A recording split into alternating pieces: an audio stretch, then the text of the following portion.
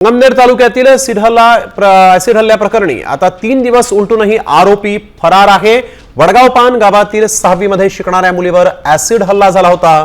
पोलिसांकडून आता आरोपीचं रेखाचित्र जाहीर करण्यात आलेलं आहे, परंतु अद्याप हा आरोपी फरार असल्याचं कळतंय। हा आरोपी पकडण्यास अद्यापही पोलिसांना यश आलेलं नाही, परंतु हा चेहरा महाराष्ट्रानं नीट निरखून पाहिला पाहिजे।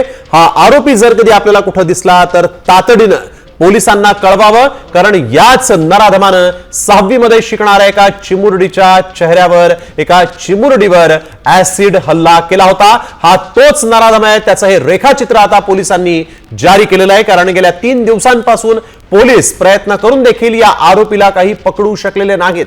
त्यामुळे आता त्याचं रेखाचित्र जारी करण्यात आलेलं आहे। त्यामुळे हा आरोपी जर कधी तुम्हाला कुठे दिसला तर तातडीनं पोलिसांना कळवा, असं आवाहन देखील करण्यात आलेलं आहे। हे दृश्य नीट पहा।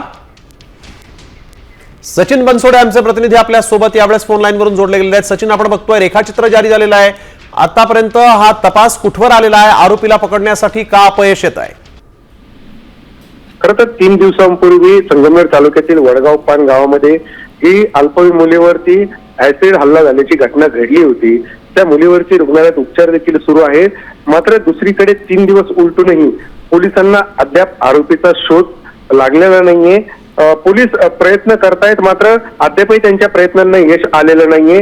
काल खरं तर या संदर्भात वडगावपान आणि पंचक्रोशीतील ग्रामस्थांचं एक मोठं आंदोलन झालं आणि आरोपीच्या अटकेची मागणी त्या ठिकाणी करण्यात आली।